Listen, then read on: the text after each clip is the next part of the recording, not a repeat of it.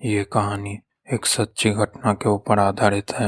ये इंसिडेंट तकरीबन 2005 के आसपास हुआ था। गुरुग्राम में उस समय एक कॉल सेंटर में एक लड़की काम करती थी जिसे सभी लोग रोज नाम से जानते थे।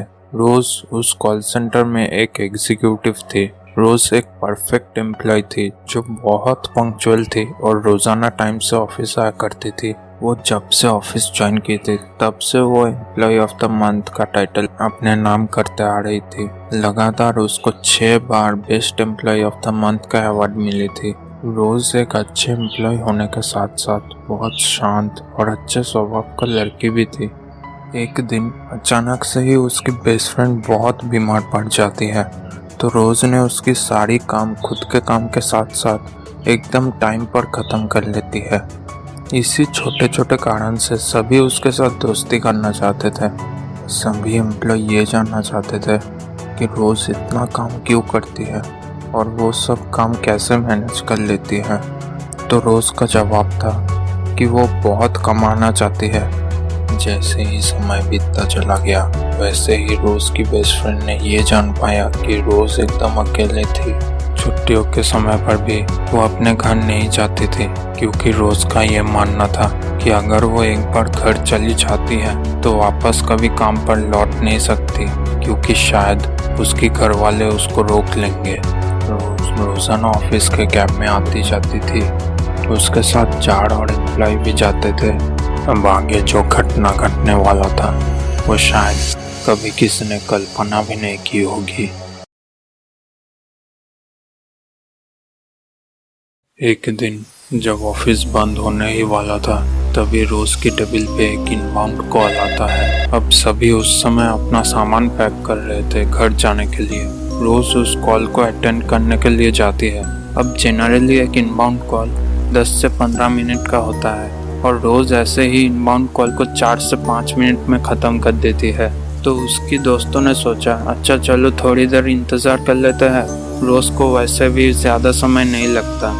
मगर उस दिन ऐसा नहीं हुआ। रोज उस कॉल को अटेंड करते करते 40 मिनट हो चुका था। रोज उस कॉल को काफ़ी गुस्से से अटेंड कर रही थी। अब रोज के एक फ्रेंड ने सोचा कि रोज काफ़ी गुस्से में लग रही है, शायद उसे मेरी मदद चाहिए। तो उसकी फ्रेंड ने एक दूसरे फ़ोन पे कॉल ट्रांसफ़र करके सोचा चलो देखते हैं सामने वाला व्यक्ति क्या बोल रहा है। पर उसने देखा कि कॉल की उस तरफ से कोई भी नहीं था। तो उसने सोचा शायद फ़ोन काम नहीं कर रहा ठीक से।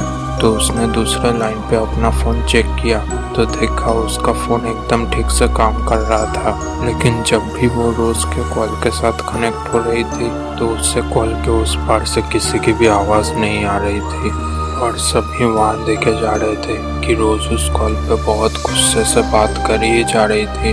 तो सभी दोस्तों ने सोचा चलो यार रहने देते हैं और सभी कैब में जाकर रोज के लिए वेट करने लगे। मगर जब रोज उस कॉल को ख़त्म करके आई तब उसका बिहेवियर काफ़ी अजीब था। सभी ने सोचा अच्छा चलो रहने देते हैं, उसकी कोई पर्सनल मैटर होगा। तो किसी ने भी उस दिन उससे कुछ भी सवाल नहीं किया। अगले दिन सुबह ऑफिस में सब कुछ नॉर्मल दिन की तरह ही था, लेकिन उस दिन रोज काम पर नहीं आई थी। रोज की बेस्ट फ्रेंड ने HR डिपार्टमेंट में पूछा तो HR डिपार्टमेंट वालों ने बताया कि रोज ने कोई रिटर्न लीव एप्लीकेशन नहीं दी थी। ये काफ़ी शॉकिंग था सभी के लिए, क्योंकि रोज काफ़ी पंक्चुअल थी और वो रोज़ाना ऑफिस आती थी। उसके दोस्त ने सबको बताया पिछले दिन रात के कॉल के बारे में। तो सभी को लगा शायद उसकी तबीयत खराब होगी या फिर कोई पर्सनल प्रॉब्लम होगी, इसलिए शायद वो काम पर नहीं आ सकी। बट स्ट्रेंजली रोज अगले दिन भी काम पर नहीं आई। रोज के दोस्तों को थोड़ा थोड़ा शक होने लगा, क्योंकि ऐसा कभी नहीं हुआ कि रोज बिना बताए छुट्टी ले ली। ऐसा करते करते दिन बीतता गया, फिर हफ्ते बीतता चला गया, फिर महीना बीतता चला गया, पर रोज काम पर नहीं आ रही थी। अब रोज के दोस्तों ने हायर मैनेजमेंट को बताया कि रोज बिना इन्फॉर्म किए गायब है और उस कॉल के बाद से गायब है। शायद हो सकता है किसी ने उस कॉल पर उसको धमका रहा था या फिर किसी ने उसको किडनैप कर लिया था। उन लोगों को समझ में नहीं आ रहा था कि आखिर उस कॉल में ऐसा क्या बात हुआ था। यह सुनकर हायर मैनेजमेंट ने HR डिपार्टमेंट को बताया कि पता लगाओ रोज कहाँ पर है और अगर ऐसा कुछ सीन हुआ तो फिर पुलिस में कंप्लेन करना पड़ेगा। रोज की मोबाइल फोन्स भी ऑफ थे। अब एचआर डिपार्टमेंट ने सोचा कि वो लोग उसके अपार्टमेंट में जाकर पूछताछ करेंगे, लेकिन वो लोग जब उसके अपार्टमेंट में जाकर वहाँ के लैंडलॉर्ड से रोज के बारे में पूछा तो लैंडलॉर्ड ने बहुत ही शॉकिंग जवाब दिया। उसने बताया कि यहाँ पर रोज नाम की कोई भी लड़की नहीं रहती है। एचआर वालों को लगा कि लैंडलॉर्ड शायद झूठ बोल रहा है, इसलिए उन लोगों ने आसपास पूछताछ करना शुरू किया।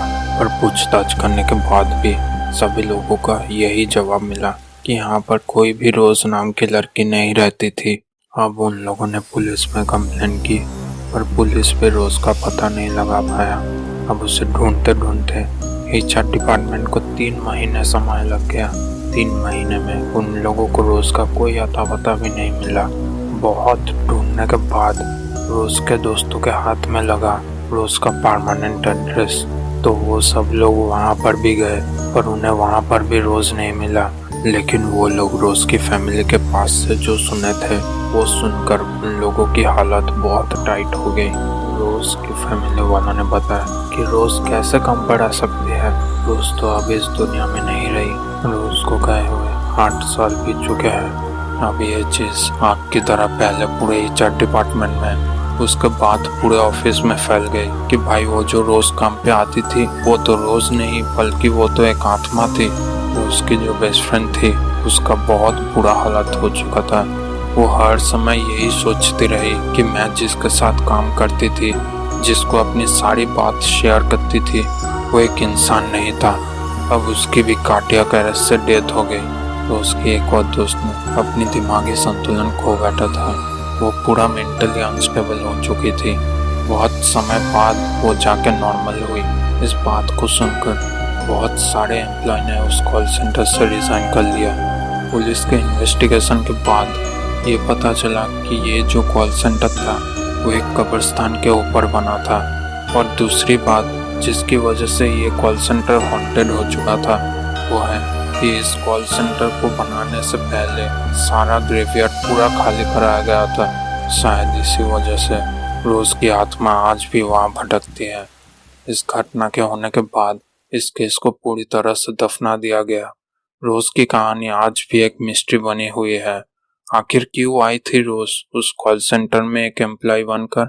उस दिन आखिर क्या बात हुआ था उस फोन कॉल पे? क्या वो एक काला जादू था जो सिर्फ रोज ही उस कॉल पे सुन पा रही थी? ये सब सवाल आज भी अनसॉल्व्ड हैं।